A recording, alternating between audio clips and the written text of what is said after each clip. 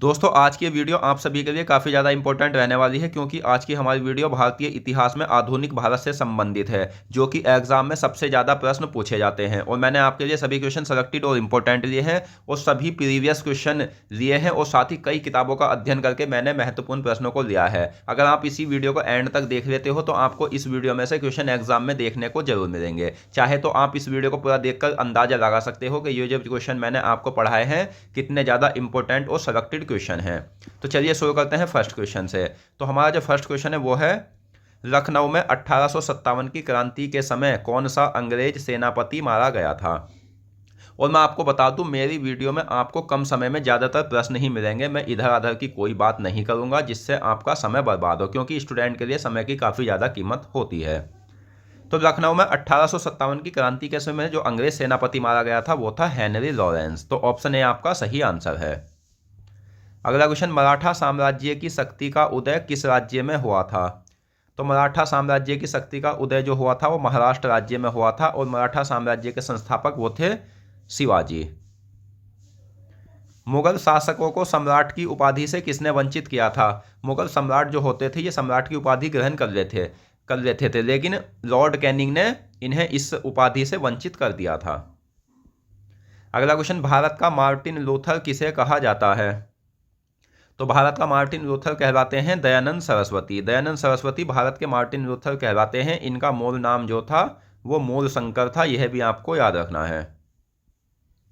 अगला क्वेश्चन है, लखनऊ अंग्रेजों के नियंत्रण में कब आया था। तो लखनऊ अंग्रेजों के नियंत्रण में आया था मार्च 1858 में। मार्च 1858 में लखनऊ अंग्रेजों के नियंत्रण में आया था। किसे गो ब्राह्मण प्रतिपालक कहा जाता था। तो गो ब्राह्मण प्रतिपालक कहा जाता था शिवाजी को। अगला क्वेश्चन है, किस साहित्यकार ने शिवाजी को राष्ट्र निर्माता माना है। तो वह साहित्यकार इतिहासकार कौन था जिसने शिवाजी को राष्ट्र निर्माता माना है। तो वो था जदुनाथ सरकार। जदुनाथ सरकार ने शिवाजी को राष्ट्र निर्माता माना है। नेक्स्ट, पेशवाओं के संस्थापक कौन थे।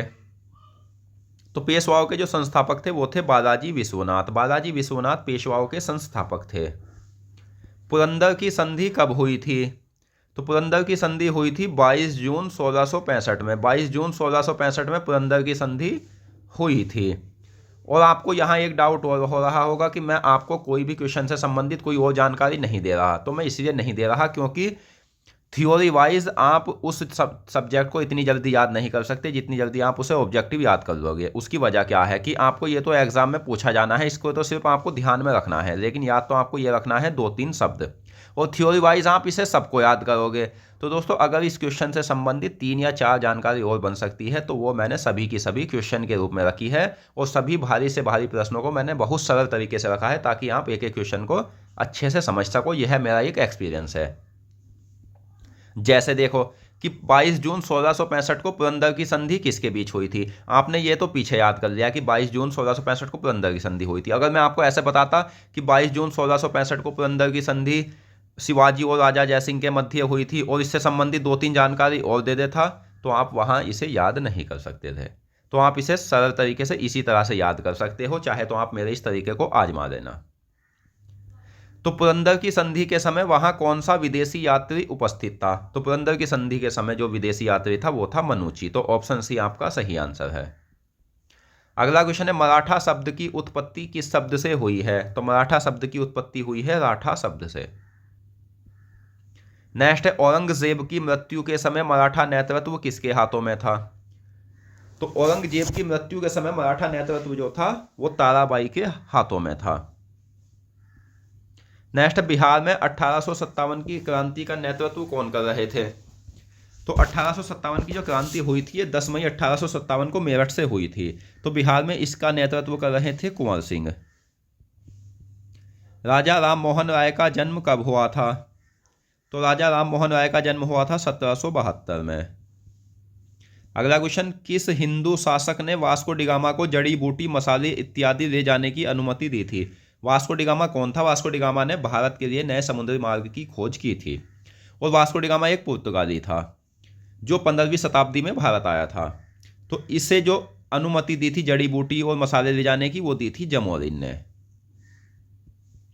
अगला क्वेश्चन है, शिवाजी को पहाड़ी चूहा किसने कहा था।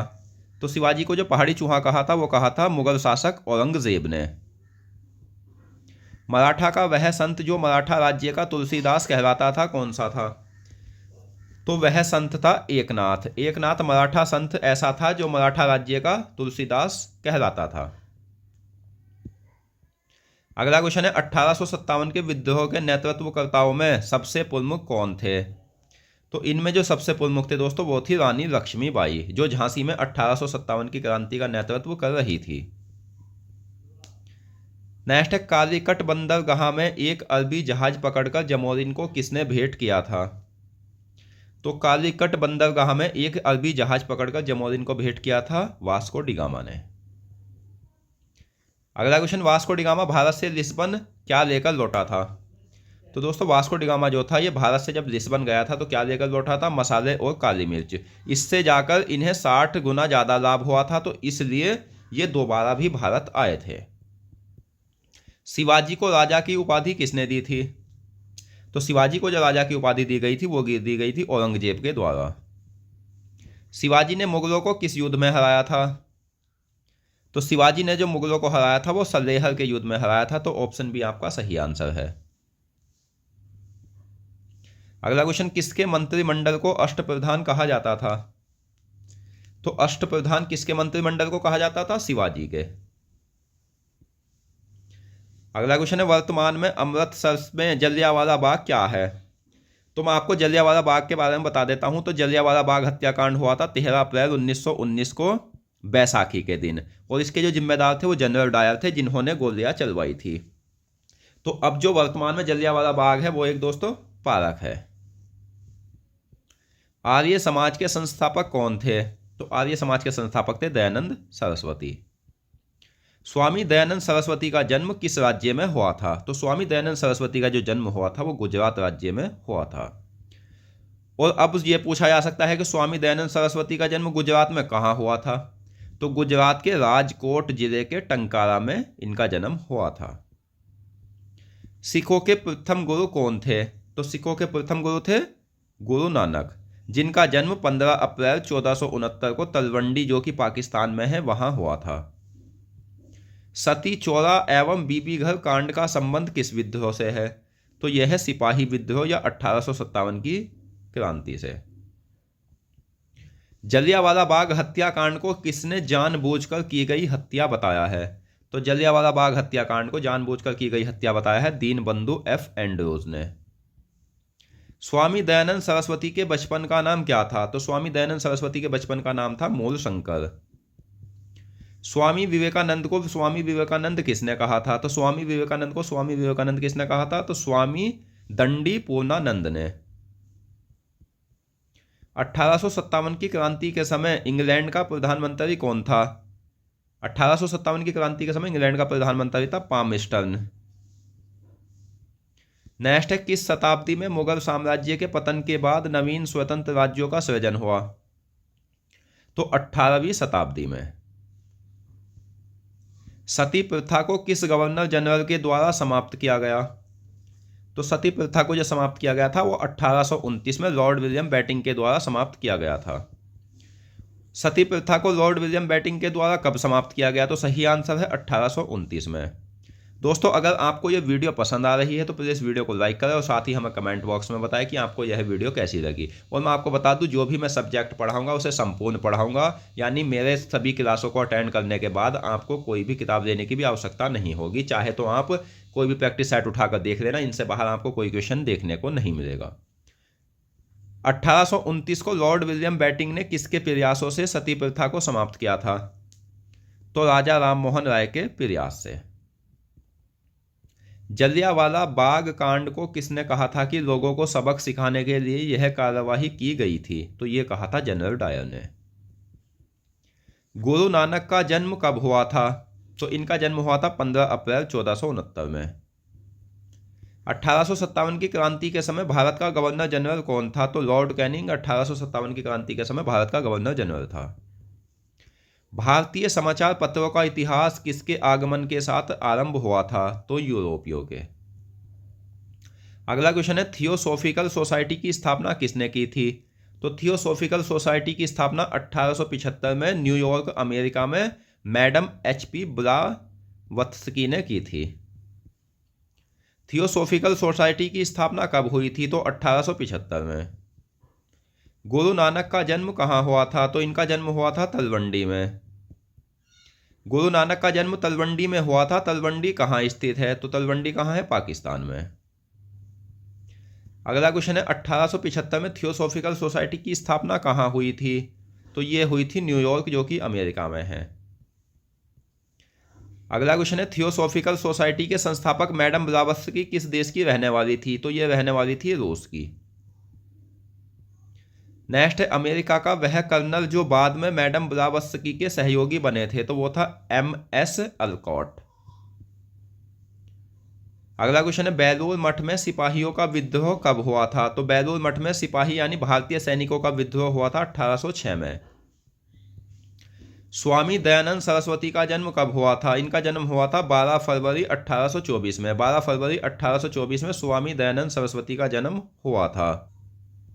नेक्स्ट है झांसी में 1857 की क्रांति का नेतृत्व कौन कर रहे थे? तो झांसी में 1857 की क्रांति का नेतृत्व कर रही थी रानी लक्ष्मीबाई।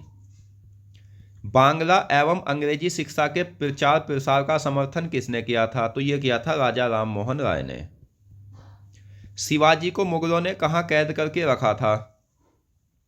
शिवाजी को जो मुगलों ने कैद करके रखा था वो आगरा में रखा था। वास्को डी गामा ने अपना बेड़ा किस स्थान पर उतारा था? इन्होंने 17 मई 1498 को बेड़ा उतारा था कालीकट में।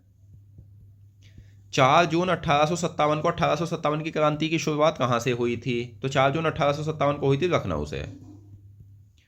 वास्को डी गामा ने किस गुजराती पथ प्रदर्शक की सहायता से कालीकट में अपना बेड़ा उतारा था? तो अब्दुल मजीद की। वास्को डी गामा किसके प्रतिनिधि के रूप में भारत आया था? तो यह आया था डॉन हेनरिक, जिसे प्रिंस ऑफ द नेविगेटर भी कहा जाता है, इसके प्रतिनिधि के रूप में। 1857 की क्रांति के समय हजरत महल ने लखनऊ का नवाब किसे घोषित किया था?